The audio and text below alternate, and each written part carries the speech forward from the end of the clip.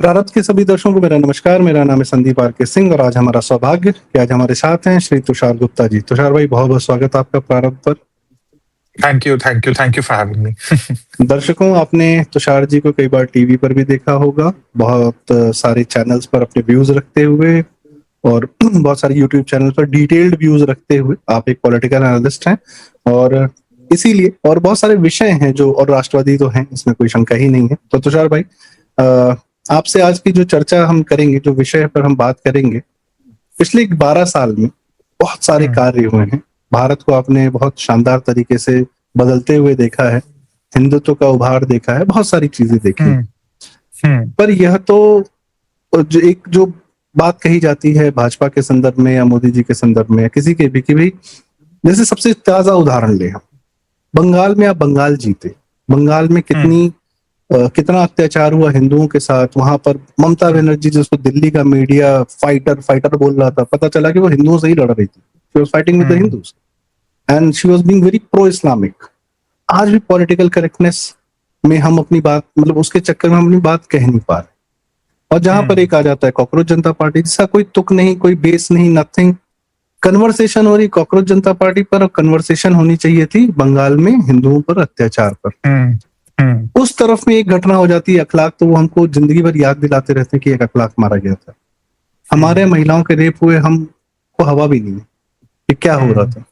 How do you see this, the documentation of what is reality and what is the narrative? How do you see this? एक चीज तो समझनी होगी, आजकल जो एक न्यूज साइकिल हो गया है वो 1 घंटे का भी नहीं रहा। पहले तो ऐसा होता था कि एक दिन का, अगर आप वापस 2013-14 में जाएं, अगर तब के मुख्यमंत्री, गुजरात के मुख्यमंत्री नरेंद्र मोदी, जब वो कैंपेन करते थे और वो सोशल मीडिया पे कुछ बात कहते थे या किसी कैंपेन रैली में कुछ बात कहते थे, वो 3-4 दिन के लिए एक टॉकिंग पॉइंट रहता था। फिर पहला टर्म उनका शुरू हुआ, कहीं वो बाहर जाते थे, कोई एक विषय खड़ा करते थे, वो कई बार हफ्तों हफ्तों तक उस पर चर्चा चलती थी, लोग उसमें अपने आइडियाज देते थे, सोशल मीडिया का पूरा एक कॉन्वर्सेशन उसके आसपास चलता था, न्यूज वालों का भी कॉन्वर्सेशन उसके आसपास चलता था। अभी हुआ क्या है, सोशल मीडिया 2018-19 के बाद काफी बड़ी हो गई, कोविड पैंडेमिक आ गया, करते करते पिछले 12 साल में देश तो बदला ही है। जो न्यूज साइकिल की एक ड्यूरेशन है, वो पहले घट के 1 हफ्ते से 1 दिन पर आई, 1 दिन से आज 1 घंटे में हो गई है। कई बार ऐसा मैं देखता हूँ कि 6 बजे कोई बड़ी घटना हुई होती है, कभी प्रधानमंत्री की रैली होती है इलेक्शन के दौरान, या अमित शाह जी की रैली होती है, होम मिनिस्टर की, 8 बजे की चर्चा में वो डिस्कस भी नहीं हो पाती है। ऐसा हाल हो गया क्योंकि सब इतना तेजी से चल रहा है और सोशल मीडिया की जमाने में सबको लाइक्स और व्यूज की तो भूख है ही, रीट्वीट सबको चाहिए। तो एक होड़ सी लग गई है कि मैं सबसे ज्यादा जल्दी कोई खबर पहुंचाना चाहता हूं। तो एक हम सब ना एक बंदर की तरह हो गए, वानर की तरह, हम बस कूदते रहते हैं एक खबर से दूसरी खबर पर। हम बैठ के किसी खबर को अच्छे से ब्रेक डाउन करने का जो एक हमारा पैशन होता था 12-15 साल पहले, सोशल मीडिया से पहले, सोशल मीडिया कितनी बढ़ावट से पहले, वो चीज खत्म हो गई है। तो अब होता क्या है कि 4 मई को बंगाल में भाजपा की जीत होती है, 200 सीटें वो लाते हैं 290 में से, जो किसी ने कल्पना नहीं की थी, शायद पार्टी ने खुद भी नहीं की थी। इस चीज की चर्चा तो कम से कम 1 महीना होनी चाहिए, एक डेटा बेस्ड कॉन्वर्सेशन होनी चाहिए कि क्या हुआ, हिंदुओं ने कैसे कंसोलिडेट किया खुद को, मुस्लिम थे तो ममता बनर्जी से नाराज क्यों थे, क्या हुआ क्या नहीं हुआ, कोई ऐसी चर्चा नहीं होती। और इसमें मैं कहीं ना कहीं ये भी मानूंगा कि पार्टी की भी गलती है, पार्टी को भी अपने एक पर्सपेक्टिव आगे लाना चाहिए। ठीक है, आप कह रहे हैं कि आप जीत गए, आपकी डबल इंजन सरकार है, लोगों का आपका मैंडेट मिला, वो सब ठीक है, वो एक मार्केटिंग गिमिक अपनी जगह सही है, वो आप करिए। वो पहले 2 दिन अच्छा भी लगता है, हर कोई देखना भी चाहता है, पर उसके बाद जब एक जोश एक बार सेटल हो जाता है, नया आपका मुख्यमंत्री आ जाता है, तो आप बताइए लोगों को बंगाल में जो ये बदलाव आया क्यों आया, ताकि इससे उत्तर प्रदेश के लोग सीख पाए कि उनको क्या सीखना चाहिए। पंजाब के लोग, जहां बीजेपी कभी नहीं जीती है, वो बंगाल के लोगों से क्या सीख सकती है। उत्तराखंड के लोग कंसोलिडेशन और पोलराइजेशन पे क्या सीख सकते हैं। आप ये चर्चा भी करिए। मेरी शिकायत ये हो गई है कि अब ये चर्चा कोई नहीं करता। लेफ्ट वाले अगर चर्चा करते हैं, उनका एक सिंपल से 5-6 उन्होंने फ्रेज पकड़े हुए हैं, पोलराइजेशन है, वोट चोरी है, बिगटेड है, इलेक्शन कमीशन कॉम्प्रोमाइज्ड है, वो सब ठीक है। पर भाजपा को ये समझना होगा कि न्यूज साइकिल्स अब बहुत तेजी से बदल जाते हैं। लोगों की पब्लिक मेमोरी में चीजें अब वैसे रजिस्टर नहीं हो रही हैं जैसे पहले रजिस्टर होती थी। तो जाहिर सी बात है, शायद आपके फेलियर्स भी रजिस्टर नहीं होते, पर आपके फेलियर से कहीं ज्यादा आपके सक्सेस भी हैं, आपकी तरक्की, आपकी सफलता भी है, वो भी रजिस्टर नहीं हो पाती। तो होता क्या है, हर बार कहीं इलेक्शन आता है, इलेक्शन से एक महीने पहले आप भी उसी स्टार्टिंग पॉइंट पे होते हैं परसेप्शन वाइज, राहुल गांधी भी उसी स्टार्टिंग पॉइंट पे होता है। इस चीज को बदलना बहुत जरूरी है। वो चीज जब तक नहीं बदलेगी, आप हर इलेक्शन से पहले खुद को उसी स्टार्टिंग पॉइंट, उसी परसेप्शन चैलेंज में पाएंगे। अभी यूपी से पहले भी वही होगा। तो इस चीज को आप कैसे सुधारें? अभी मैं आपको एक और एग्जांपल देता हूं। बंगाल के बाद ये कॉकरोच जनता पार्टी आती है। टीवी में एंकर बैठ के कह रहे युवा को तो बदलाव चाहिए, युवा तो भाजपा से परेशान हो गया है। एक एंकर कहती हैं ये जो आज के बच्चे हैं जिन्होंने सिर्फ प्रधानमंत्री नरेंद्र मोदी को प्रधानमंत्री देखा है, वो तो कह रहे हैं बस हमारा हो गया, अब हमें कोई नई पार्टी चाहिए। अरे भाई, भाजपा 3 हफ्ते पहले बंगाल जीती है, क्या बात कर रहे हो? जहां का भद्रलोक भाजपा की आइडियोलॉजी को गाली देता था, भाजपा के नेताओं को गाली देता था, वहां पर भाजपा के कार्यकर्ताओं को बेरहमी से मारा जाता था और वो चुप रहते थे। उस भद्रलोक ने खुद को बचाने के लिए भाजपा को वोट दिया है। उस भद्रलोक में युवा भी हैं, बुजुर्ग भी हैं, वर्किंग क्लास के लोग भी हैं, हर कोई, हर समुदाय के लोग हैं। और आप टीवी पे बैठ के कह रहे हो कि लोगों को तो एक नया नेतृत्व चाहिए और तुषार भाई, अल्टरनेटिव चाहिए। सो मच सो दैट कि हम्बा हम्बा रंबा रंबा का रिमिक्स बना के नाइट क्लब में डांस हो रहा है। हाँ, और ये यंगस्टर्स ही कर रहे हैं। हाँ। तो भाजपा को अब समझना चाहिए कि अगर वो मीडिया पर डिपेंडेंट है कि वो उनका एक पर्सपेक्टिव एम्पलीफाई करेगी, वो नहीं होगा। अगर वो सोच रहे यूट्यूबर करेंगे, वो भी नहीं होगा। आपको इज खुद इट ओनली करना होगा। अबाउट इलेक्शंस, या हिंदुओं में या भारतीय सभ्यता में जो बदलाव हो रहा है इसकी डॉक्यूमेंटेशन भी नहीं हो रही कहीं पे? Because it's a silent revolution जो हो रहा है, लेकिन कहीं किसी के लिखने में कहीं ये दिखता नहीं है। मतलब कि एक डिटेल्ड एनालिसिस वो पिछले 12 साल में क्या सांस्कृतिक चेतना जगी लोगों की, या क्या कैसे लोगों में ये बदलाव आया। भारत में एक बहुत बड़ा क्रांति आ चुकी है। यही क्रांति तो यही है जो हो रही दिख रही है, जो बंगाल में दिख रही है। इसको हम यह इन शब्दों से क्यों नहीं माप पा रहे हैं, तौल पा रहे हैं? आप इलेक्शंस की बात करते हैं, मैं चलो इकोनॉमिक्स की बात करता हूँ। एक और एग्जांपल आपको मैं देता हूँ। मैं सबको कहता हूँ आप अपने आसपास एक 50 किलोमीटर के रेडियस का एक सर्कल बनाइए, और उस सर्कल में आप देखिए कितने नए इंफ्रा प्रोजेक्ट चाहे स्टेट गवर्नमेंट या सेंटर के शुरू हुए। वो खुद में एक कहानी है, चाहे एक आर्टिकल वर्दी कहानी है, उस पर किताब मत लिखिए, पर कहानी तो है। मैं दिल्ली में बैठा हूं, अगर मैं अपने आसपास एक 50 किलोमीटर रेडियस का सर्कल बनाऊं, मेरे पास कम से कम 20 इंफ्रा प्रोजेक्ट्स हैं जिसकी मैं बात कर सकता हूं, मैं करता हूं। यूपी के पूर्वांचल में कितने ऐसे प्रोजेक्ट हैं, बिहार के गांव के आसपास कितने ऐसे प्रोजेक्ट हैं, इस पे चर्चा क्यों नहीं हो रही है? पिछले 12 साल में लोगों की मानसिकता बदली है, एक नेता को लेकर, टेक्नोलॉजी को लेकर एक मानसिकता बदली है। वो किस तरह का कारोबार चाहते हैं, नौकरी कैसी चाहते हैं, उनका खाना पीना कैसे बदल गया है, खेती बाड़ी को लेकर कैसे वो अपना भविष्य देखते हैं, हर चीज को लेकर बदल गया है। मंदिरों को पहले वो कैसे देखते थे, अब कैसे देखते हैं, सब बदल गया है। पर आज अगर आप 12 साल पीछे जाए, क्या आपके पास ऐसे 50, 100, 200 पुख्ता एकेडमिक सोर्सेज हैं जो कल बच्चे साइट कर पाएंगे आज से 100 साल बाद? मुझे अखबार के आर्टिकल्स की बात मत करिएगा, क्योंकि आज भी मैं आपको बता दूं, यूपीए के समय के आर्टिकल्स जो कुछ छपते थे वेबसाइट्स पर, वो डिलीट होने लगे। आप मुझे बताइए आज कौन सा अखबार है जिसके ई आर्काइव्स, जो पेपर छपता है हर रोज आपके घर आता है, ऑफिस में आता है, उसका ई पेपर वर्जन, उसके आर्काइव्स कौन से न्यूज़पेपर के आज भी अवेलेबल है? मुझे बताइए यूपीए एरा के। तहलका मेरे पास, मैं बताऊं, एक संदीप बालकृष्णन सर हैं, मतलब शानदार राइटर हैं, अमेजिंग रिसर्च स्कॉलर। मैंने उनसे बताया कि sir there was a time जब मैं तहलका मैगजीन हर हफ्ते खरीदता था और मुझे पता चला कि वामपंथी किस प्रकार से उसका यूज करते थे। बोले संदीप उसको रखे रहना, ये लोग तहलका की वेबसाइट से अपने इन्होंने पुराने आर्टिकल्स डिलीट कर दिए हैं, that will come in handy. So I have a good archive of way back to 2007 से 2012 तक का सारा तेल का रखा हुआ है अभी वीक। अगर पर वो आप है, अगर कल को मैं कहता हूँ आज 2026 में हम आज किसी बच्चे का जन्म होता है 2050 में, जब प्रधानमंत्री विकसित भारत की बात करते हैं 2047 में, वह बच्चा 21 साल का होगा। 21 साल का अगर वो रिसर्चर एकेडमिक मटेरियल ढूंढना चाहेगा कि 2014 में क्या बदलाव हुआ, क्या है उसके पास, उन अखबार डिजिटल अखबार हैं जिनका तब तक रहेंगे नहीं रहेंगे हमें नहीं पता। डिजिटल पब्लिकेशंस आए दिन बंद होते हैं, इट्स अ कमर्शियल थिंग, ठीक है। कितनी किताबें हैं आप मुझे बताइए। इतिहास का सब्जेक्ट निकाल दीजिए आप, ठीक है, क्योंकि हम कल्चर और इतिहास के बहुत शानदार राइटर हैं, राइट विंग में ऐसा माना जाता है। विक्रम संपत जी हैं, मीनाक्षी जैन है, दिग्गज हैं, ठीक है। पर आप इसमें हिस्ट्री निकाल दीजिए। आप मुझे बताइए 2014 से जो हिस्ट्री चल रही है उसको डॉक्यूमेंट करने के लिए आज आपके पीछे इतनी अच्छी किताबें दिख रही है मुझे, आपके पास वहां 10 किताबें भी हैं। Good point.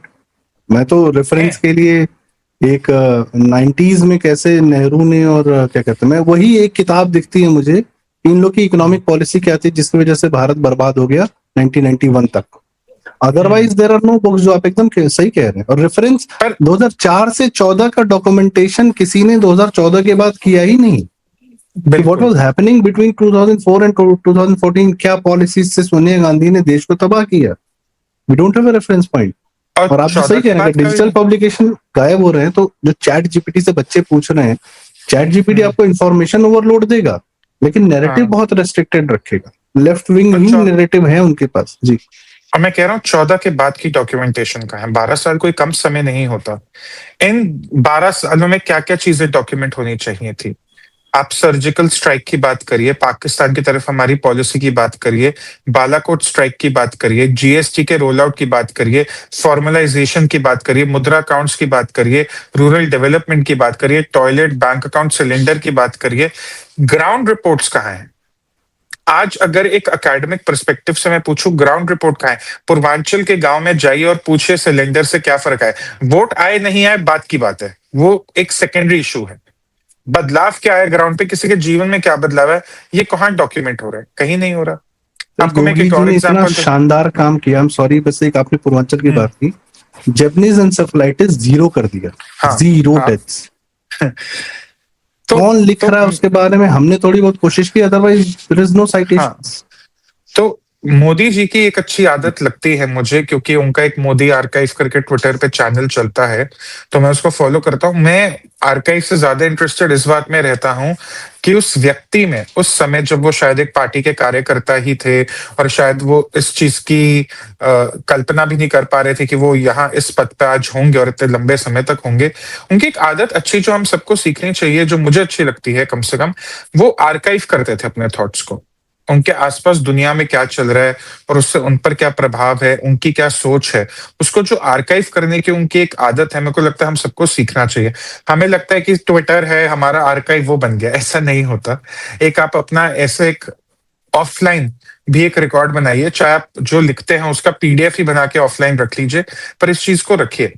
अब मैं एक बात और आपको कहता हूं, आपने कहा यूपीए एरा में डॉक्यूमेंटेशन का क्या हिसाब किताब है। 2014 में जब यूपीए की सरकार गई, हमारे बैंक्स बहुत खतरे में थे। एक twin balance sheet problem Google करिए आप, जो थी, बैंक में इतने एनपीए बढ़ गए थे, इतने बैड लोन्स बढ़ गए थे, बैंक्स मतलब डूबने की कगार पे थे। और सरकार ने इस पे एक व्हाइट पेपर भी निकाला था 2023 में मेरे हिसाब से, ठीक है। यस। कैम्ब्रिज का इकोनॉमिस्ट, पढ़ा लिखा पीएम, इंस्टाग्राम पे ये सब बातें चलती हैं। कोई तो बताए ना, पढ़े लिखे प्राइम मिनिस्टर ने बैंक्स का क्या हश्र किया था, पीएसयूज किस तरह लॉसेस में थे, कोई इसकी बात क्यों नहीं करता?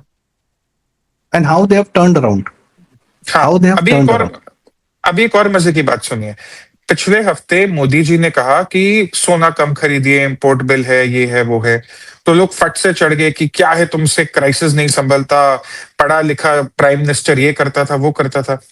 पढ़े लिखे प्राइम मिनिस्टर की सरकार 2013 में लोगों को कह रही थी सोना मत खरीदिए। 2008 में जो शौक आया था उसके लिए वो 2013 तक में कह रहे थे कि सोना मत खरीदिए। उस ग्रेट रिसेशन के 5 साल बाद यहाँ प्रधानमंत्री केवल 3 महीने बाद कह रहे हैं कि कम करिए।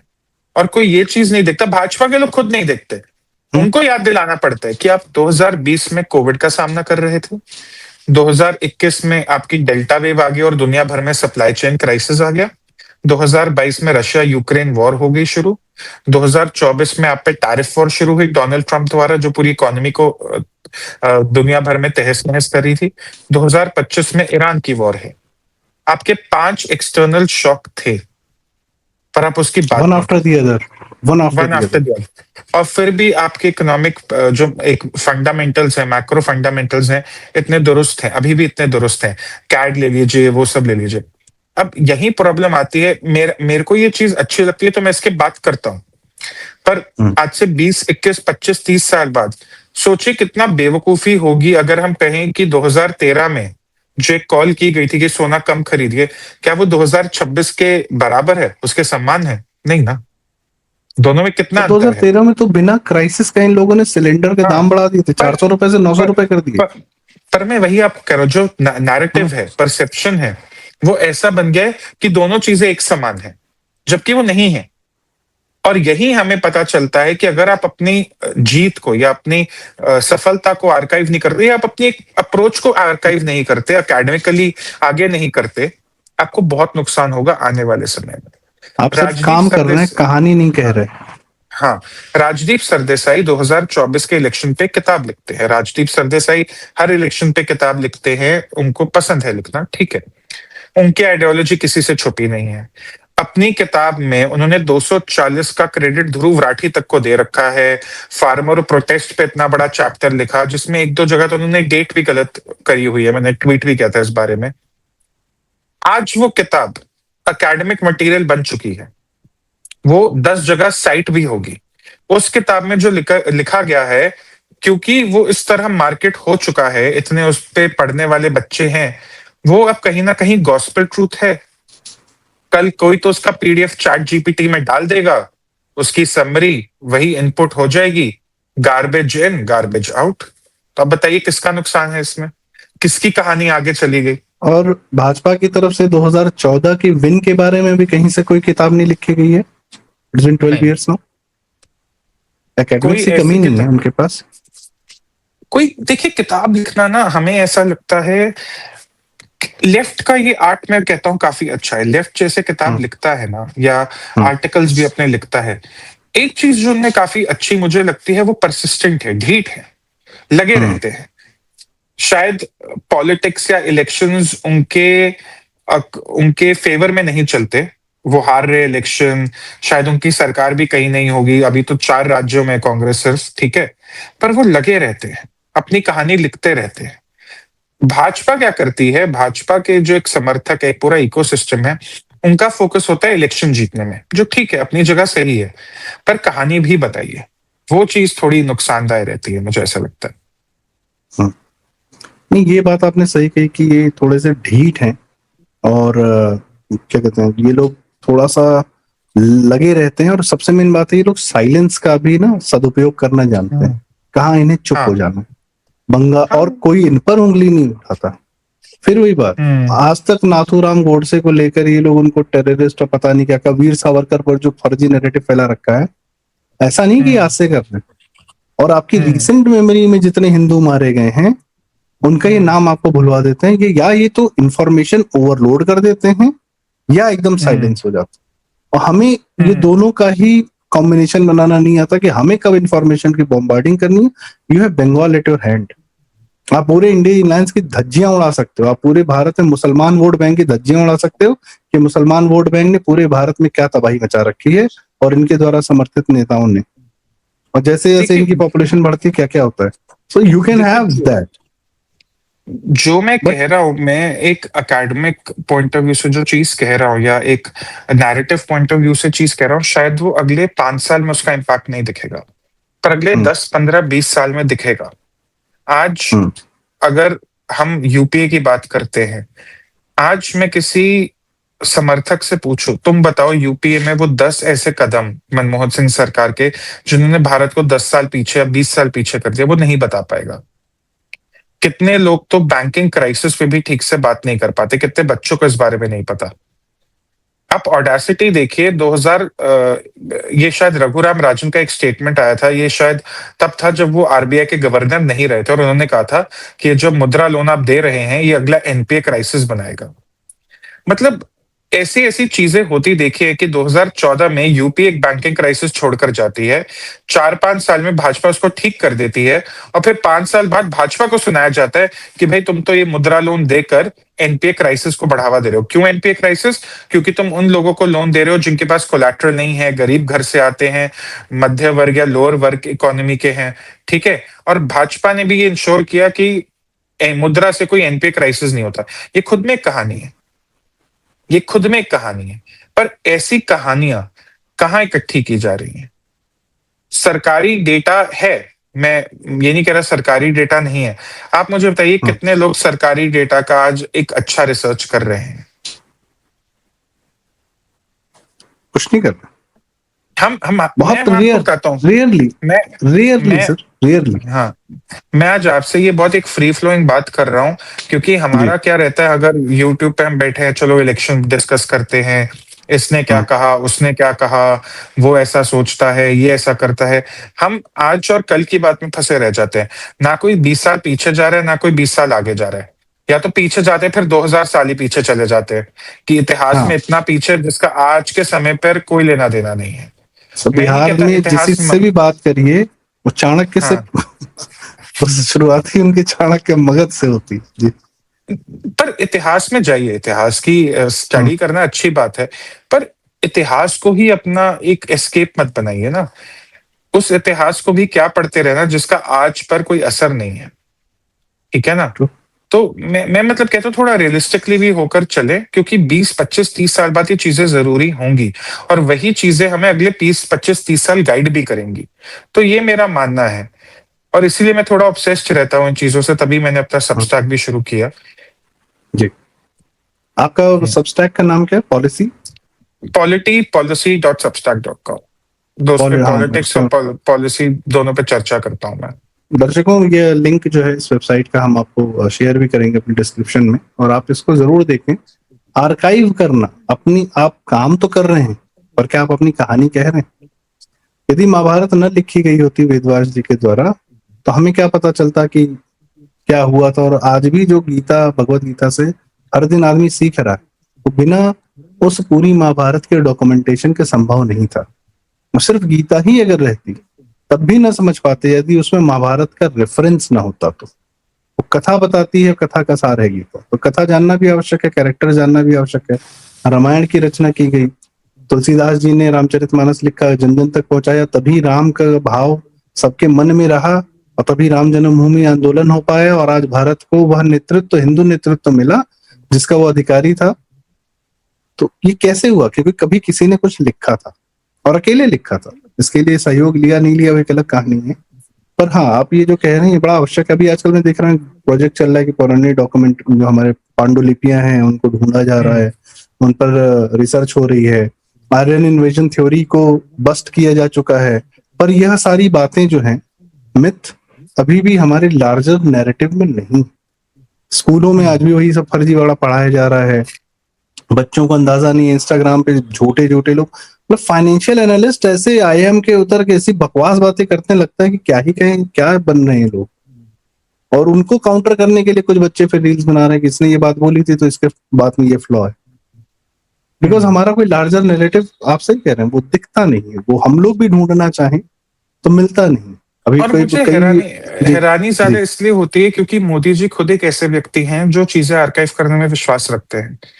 हम्म। I mean, forget his politics, forget his election victories, छोड़िए सब, ये आज हम हम्म। इस बारे में बात ही नहीं करेंगे।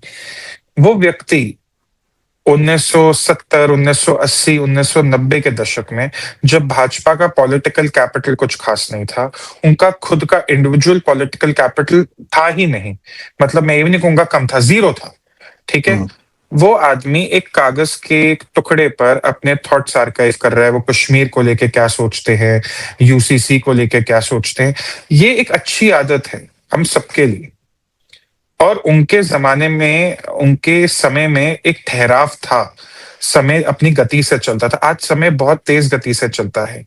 आज आप जो सोच रहे हैं शायद कल तक इररिलेवेंट हो जाता है, और शायद 10 साल बाद वापस वही चीज दोबारा रिलेवेंट हो जाती है। रिलेवेंट प्रोजेक्ट, तो यस। आप अपने थॉट्स को, अपने पर्सपेक्टिव को आर्काइव करिए। मैं किसी भी यंग राइटर से मिलता हूँ कभी भी, तो मुझसे कई बार पूछते हैं मेरे को इसलिए लिखना है, उसलिए लिखना है, व्यूज चाहिए, ये चाहिए। व्यूज बहुत सेकेंडरी चीज है। आप अपने पॉइंट ऑफ व्यू को आगे रखिए, उस पॉइंट ऑफ व्यू को let it pass through time, कि समय के टेस्ट को वो पास कर पाता है या नहीं, आप उस समय से उस अकॉर्डिंग देखिए। अगर आप नहीं करेंगे फिर कोई फायदा नहीं है। और इकोनॉमिक्स की जो एक स्टोरी है इस लास्ट 12 साल की, उस पे और रिसर्च होनी चाहिए। हमारे जो प्रधानमंत्री इकोनॉमिक एडवाइजरी काउंसिल में कुछ लोग हैं, वो करते हैं, ऐसे पेपर वगैरह निकालते हैं। अभी कल नेशनल हेल्थ और फैमिली सर्वे भी आया है, तो उसके भी और डेटा फाइंडिंग्स हैं। तो इस चीज पे अब ज्यादा फोकस होना चाहिए, क्योंकि इलेक्शन तो आते जाते रहेंगे। इलेक्शंस की खुद जी। की एक कहानी होती है, वो लिखी जाती है, फिर अगले इलेक्शन तक सब भूल भी जाते हैं।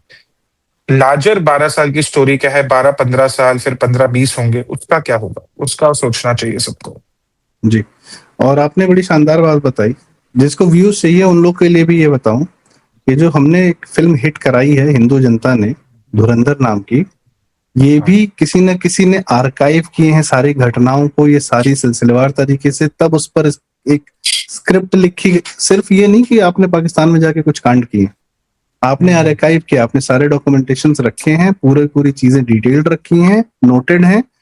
वह किसी स्क्रिप्ट राइटर को मिलती हैं तो उस पर कहानी बनाता है, और फिल्म तब जाके फिल्म आती है धुरंधर। तो ये आर्काइवल्स जो है ना, ये बड़े आवश्यक है। आज हम सोचते हैं कि हम ललिता आदित्य पर एक फिल्म बनाए या पृथ्वी चंद्रगुप्त पर फिल्म बनाए, कहीं ना कहीं किसी ने लिखा है।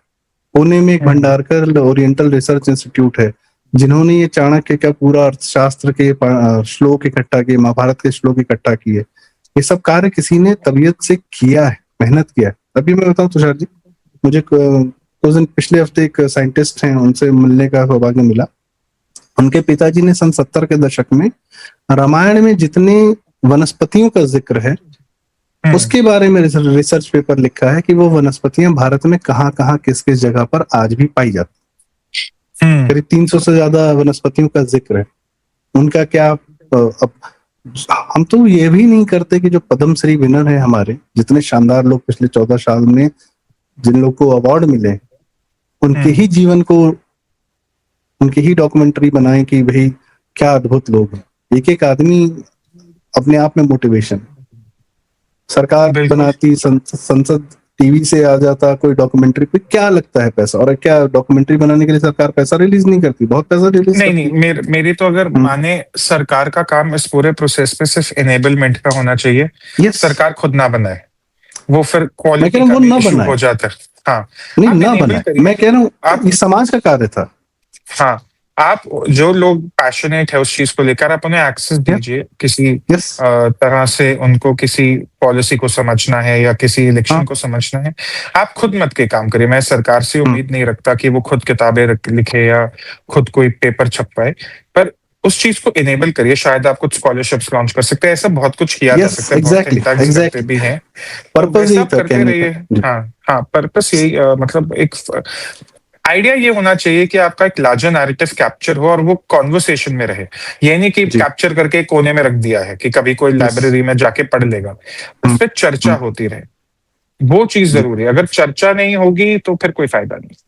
नहीं, ये बड़ा आसान हो जाता है हम सबके लिए कि सरकार ये क्यों नहीं कर रही, सरकार वो क्यों नहीं कर रही। हम्म, सर, सरकार ने हमें वो माहौल दिया है कि हम हिंदू रह सकें, हिंदू हम्म, बचे रहें, बने रहें, और हमारी आर्थिक व्यवस्था को सुदृढ़ करते हुए हम आगे बढ़े। बाकी यह काम हम्म, समाज का है। बंगाल में आज जो हो हम्म, रहा है, समाज ने अपने हाथों में लिया है। अमित हम्म, शाह जी और मोदी जी तो वापस चले गए, दिल्ली में बैठे हुए हैं। जो सड़क पर हम्म, टीएमसी का गुंडा पीटा जा रहा है, उसको तो जनता पीट रही है ना। समाज ने अपने आप को बचाने के लिए जिम्मेदारी ली है। शुभेंदु हम्म, अधिकारी जी को जो सारी ताकत मिल रही है, उनकी जनता दे रही है कि आप पीटो इन लोग को, हम्म, जेल भी मत डालो, वट। योगी जी भी जो करते हैं, उनको ताकत जनता से ऊर्जा मिलती है। तो जनता को, समाज को स्वयं में सक्षम रहना पड़ेगा। और ये आपने बड़ी जी, सी बात है कि ये कार्य हमें स्वयं भी करने चाहिए, अपने समाज के लिए, अपनी सभ्यता के लिए। हमारे माँ बाप, बिल्कुल। हमारे पूर्वजों ने बड़े त्याग से, तपस्या से हम लोग को हिंदू बनाए रखने के लिए बहुत त्याग किया, उन्होंने बहुत त्याग किया। अभी यह हमारा कॉकरोच भी जनता कुछ पार्टी की जैसे बात हुई थी, ये चीज हम्म 3 दिन तक, इसको 3 दिन 4 दिन तक न्यूज स्पेस में जगह कैसे मिल जाती है न्यूज साइकिल में?